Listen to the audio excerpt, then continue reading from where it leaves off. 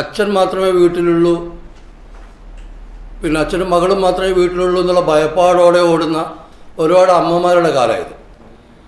പക്ഷേ ഇതിൽ ഏതൊക്കെയോ ചില അച്ഛന്മാർ ആയിരിക്കും ഇങ്ങനെയുള്ള മോശമായി പ്രവൃത്തി ചെയ്തിട്ടുണ്ടാകും. പക്ഷേ അതിന് മേലെ അതുകൊണ്ട് തന്നെ ഇവിടെ എല്ലാ അച്ഛന്മാരും എല്ലാ പപ്പന്മാരും ഒരുതരം സംശയത്തിൻ്റെ പ്രതിക്കൂട്ടിൽ ഇങ്ങനെ നിൽക്കേണ്ടി വരുന്നൊരവസ്ഥയുണ്ട്. അപ്പോൾ ഈ സിനിമ പറയുന്നത് അത് തന്നെയാണ്. സ്വന്തം മകളെ ഞങ്ങൾ സമർപ്പിച്ചിട്ടുള്ളത് സ്വന്തം പെൺകുഞ്ഞിനെ ഒന്ന് ചേർത്ത് പിടിക്കാനാവാത്ത പപ്പമാർക്ക് ആണ് ഈ സിനിമ സമർപ്പിച്ചിട്ടുള്ളത്. ഇതിൻ്റെ ക്യാമറ ചെയ്തിട്ടുള്ളത് വിനോദ് മേലൂരാണ്. ഇത് പ്രൊഡ്യൂസ് ചെയ്ത് നമുക്ക് ഏറ്റവും കൂടുതൽ നന്ദി പറയാനുള്ളത് നമ്മുടെ പ്രൊഡ്യൂസർ ഷീബ മാമിനോടാണ്.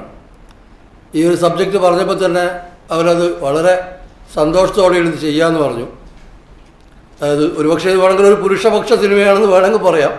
പക്ഷേ ഒരു പുരുഷപക്ഷ സിനിമ നിർമ്മിക്കാൻ തയ്യാറായത് ഒരു സ്ത്രീയാണെന്നുള്ളതാണ് ഇതിൽ ഏറ്റവും വലിയ ഒരു കാര്യമായിട്ട് കാണുന്നത്.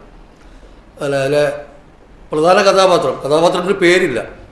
അയാൾ പപ്പ എന്ന് മാത്രമാണ് സംബോധന ചെയ്യുന്നത് അയാളെ. കാരണം അയാൾ ഇവിടെയുള്ള ഈ ലോകത്തിലുള്ള മുഴുവൻ അച്ഛന്മാരുടെയും പ്രതീകമാണ്. ഇതുപോലെ പ്രതിക്കൂട്ടിൽ സംശയത്തിൻ്റെ പ്രതിക്കൂട്ടിൽ തലതാഴ്ത്തി നിൽക്കേണ്ടി വരുന്ന എല്ലാ അച്ഛന്മാരുടെ പ്രതീകമായ പപ്പയെ അവതരിപ്പിച്ചുള്ളത് സൽജിത്താണ്.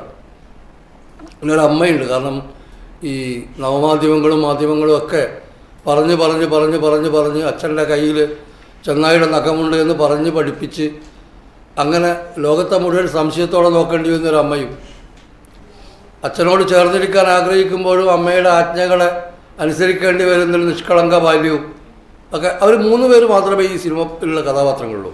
ഈ 3 പേരിലൂടെ ചെറിയ സമയത്തിനുള്ളിൽ പറയുന്ന നമുക്ക് തോന്നുന്നു വളരെ കാലികമായ ലോകത്തിലെല്ലായിടത്തും നടക്കുന്നൊരു വിഷയത്തെക്കുറിച്ചാണ് പപ്പ എന്നുള്ള സിനിമ സംസാരിക്കുന്നത്.